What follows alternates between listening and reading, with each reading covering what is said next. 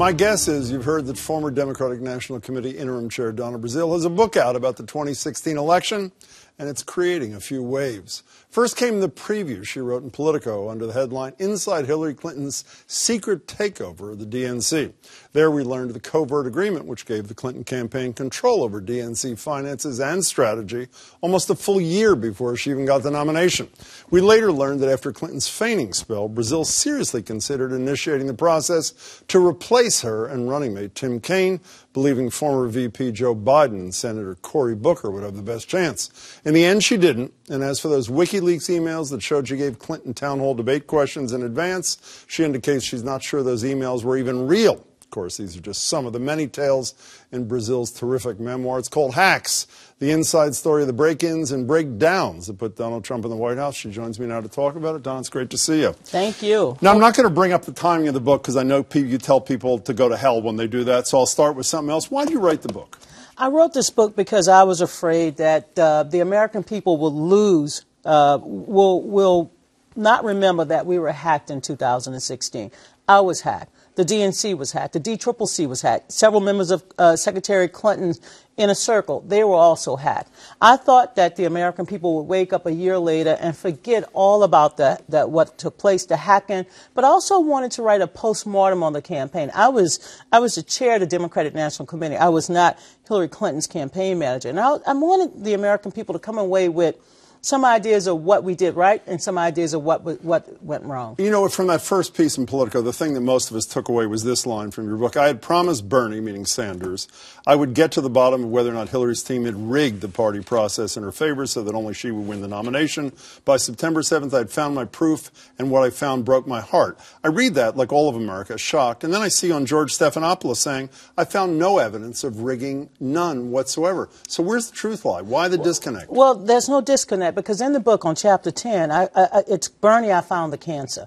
I promised Bernie at the end of the convention that I would go department by department. I would do a forensic examination of the DNC to figure out if the process was rigged. Look, I was on the DNC Rules and Bylaws Committee. We didn't set the Massachusetts primary. We didn't set the Louisiana primary. But what we did set was the rules of engagement. The rules allow Bernie to participate. I went department by department. And what I found, to my dismay, was this addendum to the joint fundraising agreement that gave the Clinton campaign control over 3 departments at the DNC prior to winning the nomination. This made my job impossible. It made my job impossible because at a time when the chair of the party who's raising money, who's trying to also alleviate the debt of the DNC, I was trying to make strategic decisions, investments into the field operations, and I couldn't because the Clinton campaign controlled the resources. Speaking of the Clinton campaign, one of the most stunning things I took away from this, and there's about nothing quite as horrible an African American can say about somebody else. You referred to the Clinton campaign treating you like Patsy, obviously the name of one of the slaves in 12 years a slave. Does that reflect on the candidate herself, no, or just some of her underlings? You know, I don't believe she understood the magnitude of the takeover of the DNC. The fact that resources... By her own people. By her own people. And remember, had I blown this up, that's why I say I won't kill the patient. The patient was not just the DNC. The DNC was trying to elect every candidate from the schoolhouse all the way to the Oval House. But why I said, the reason why I used Patsy, that was a reference to the way in which many of the staff people treated the DNC. They treated us as if we were second-class citizens, that we had no right to make big decisions. For example, if I wrote a press release, I had to get them to approve it. I am the chair of the Democratic National Committee, unpaid chair, and they treated the DNC as if we were second-class citizens. So that's why I said I'm not Patsy the slave. And they don't like what you said. More than 100 of their people signed a letter saying it's particularly troubling and puzzling that she, that would be you, Donna, would buy into false Russian-fueled propaganda spread by the Russians and our opponent about our candidate's health. That's when you wrote in the book that I was contemplating initiating the process to replace her. What was your reaction to that? Well, first of all, I was very saddened because they wrote that before they read the book. They read excerpts. I mean, so somebody, in which I was pleased, my book was excerpt, right? But they read several chapters, and they wrote that without reading the book. That's number one. Number two, they had an opportunity to write their own postmortem or their own autopsy, whichever word you want to use.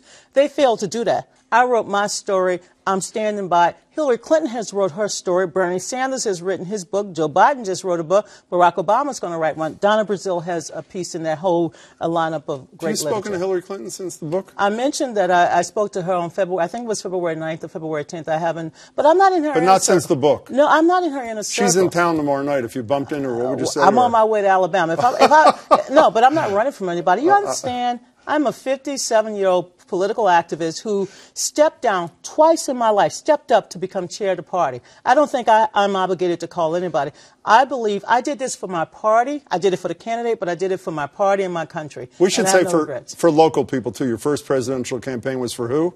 Oh, God, I go back to 1976 with Jimmy Carter. I thought it was Michael Dukakis. So it was Carter even before Dukakis. I started at the age of 9 years old. I have 7 presidential campaigns, 56 congressional, 19 state and local. There's a reason why my party has come to me not once but twice.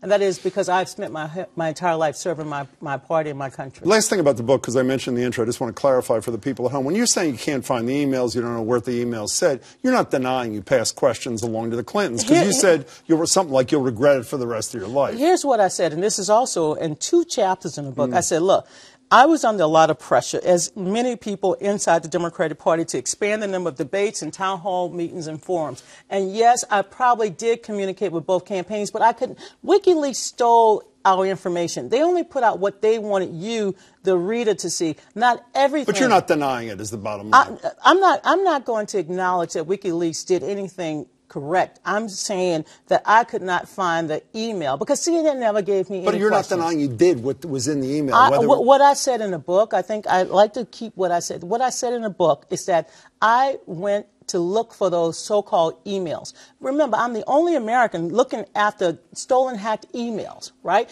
I'm looking for my emails, but I could not find them because they were probably the emails that were hacked. What I did find led me to believe that I should say, look, I'm sorry. I'm sorry because I cannot put this whole thing together. And that's what I said. Let's talk to current events. The thing that drove your book off the front pages, particularly political pages, is this whole sex harassment thing.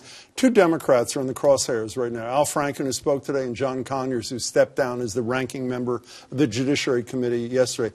Do they have to go? Joe Barton is also. Look, when it comes to Joe Barton had a consent. It's disgusting, the photographs, but it's a consensual affair. Let me just say this. 0 tolerance towards sexual harassment. Sexual harassment is pervasive across all industries, across all mediums. What I hope they will do on Capitol Hill, they will do an investigation. The Ethics Committee, Al Franken has decided to go back to work. John Conyers has decided to step aside. I would hope that Speaker Ryan and Mr. McConnell will release more information so that there could be some huge what I call testimonies on Capitol Hill. But at the end of the day, do Franken and Conyers have to go? Let's see what the investigations turn up. Yeah, how about your party dealing with Trump? So many people say all the Democratic Party is the party of no, which a lot of people think is a good thing because they're not crazy about what Donald Trump is doing. Do they have a message? I mean, I had this thing in July. Better deal, better jobs, better wages, better future. I have no idea what that means exactly. Look, my party is out of power, not just in Washington, D.C., but almost across the country. That's true, yeah. The Democratic Party is fighting to get a seat back at the table. We're coming out of the wilderness. What I saw on Tuesday, November 7th, is a sign that the party is going to have new faces and fresh voices for 2018. The message will resonate with the American people because we're going to talk about jobs and opportunity, things that the American people care about. Kitchen table issues, that's what they're talking about in Alabama, and that's what I hope Democrats will talk about in 2018. Is Donald Trump a racist? I don't know what's in his heart, but I can tell you his policies leave me dumbfounded. I can tell you that what I have seen over the past year with some of his commentary, even today, talking about calling Elizabeth Warren, Senator Warren. Here we have it. Let's hear it. He's celebrating I believe it's three Native Americans who were very helpful in World War II. Here's what the president had to say that Donna was referencing. You're very, very special people. You were here long before any of us were here. Although we have a representative in Congress who they say was here a long time ago. They call her Pocahontas. You notice the response was total silence, which is more courteous than I think he deserved. What's your reaction to that? He's an embarrassment. I mean, there's no other word to use. I'm disappointed. Look, I pray for my president. I want my president to be successful, regardless of political party. I fight hard, but the day after the election, you have to sort of take a look back and go forward. Donald Trump is an embarrassment. I mean, whether it's David Duke, that he will not condemn, whether it's the white supremacists in Charlottesville, Virginia, he's the president of the entire United States. The insult that he constantly gives to Elizabeth Warren, who's an honorable and a great senator, it's absolutely wrong. So is he a racist? Why He's an embarrassment. Because I don't like to use words racist, sexist, xenophobic, misogynist. Yes, I think his actions speak louder than words. It doesn't speak to somebody with a clear conscience about race. I wish he had a clearer conscience about race. But I am not going to sit here and throw darts at the president. You know, he throws darts at me, too. I know that very well. But you know what? I want to wish him well. I want to pray for him. But I want to tell my fellow citizens, 2018 is a big year in American politics. I would hope that every American today would take time to figure out before the end of the year if they're registered to vote, get ready to run, and get ready to make history next year. We only have 30 seconds left. Let's make history next year plus 2 years further. Are Deval Patrick and Elizabeth Warren on the short list of potential presidential candidates? You know, I have 50 people on my list, 51 by now. Are they on it? Absolutely. We have a wealth of talent within the Democratic Party. It's up to them to decide clearly. I'm not endorsing anyone, but I want to encourage everyone to get out and vote. And yes, run for office. And read that book, too. This is a great book. Donna, it's great to see you. Good to see you. Donna Brazile. Again, the book is Hacks, the inside story of the break-ins and breakdowns that put Donald Trump in the White House.